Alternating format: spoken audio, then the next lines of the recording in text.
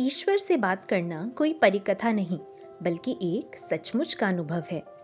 भारत भूमि पर बहुत से संतों को देखा गया है जो प्रभु से सीधे संवाद करते हैं, जैसे कोई अपने माता पिता से बात करता है। परंतु ये संवाद केवल संतों के लिए ही नहीं, बल्कि आप और हम भी ईश्वर से बातें कर सकते हैं।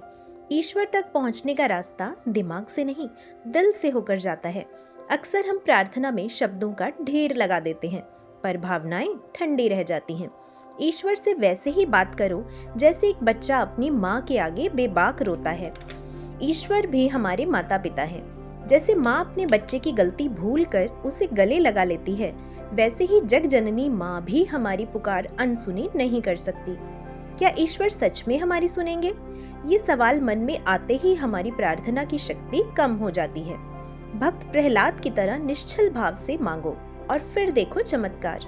प्रार्थना में ऊर्जा होनी चाहिए, शक नहीं। जैसे बादल गरज कर बरसते हैं, वैसे ही दिल की गहराइयों से निकली पुकार ईश्वर तक अवश्य पहुंचती है।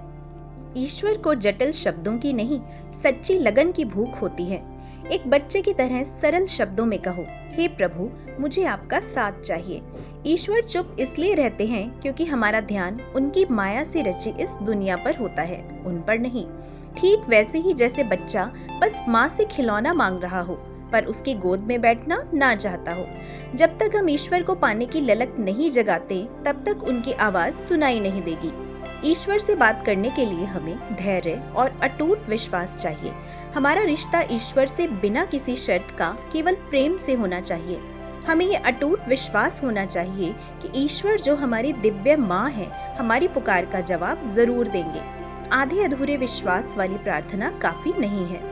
अगर आपने ठान लिया कि एक दिन प्रभु जरूर बात करेंगे, चाहे कितने भी साल लग जाएं, तो प्रभु जरूर बात करेंगे। अगर आपका दिल सिर्फ सांसारिक कामनाओं की इच्छाओं से भरा है, तो ईश्वर आपके सामने प्रकट नहीं होंगे।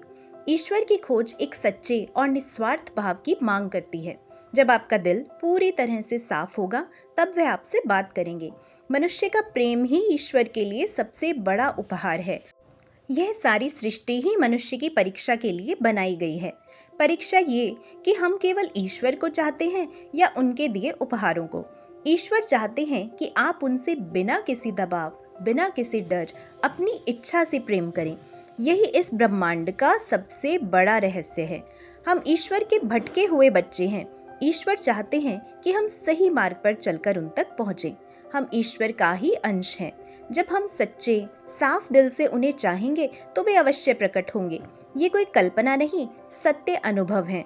ईश्वर चेतना है, ऊर्जा है। ईश्वर अपनी ब्रह्मांडीय ऊर्जा के कंपन के माध्यम से हर समय बात कर रहे हैं, लेकिन हम सुन नहीं पा रहे। हमें वो जिद्दी बच्चा बनना होगा जो सिर्फ माँ की गोद में बैठना चाहता है।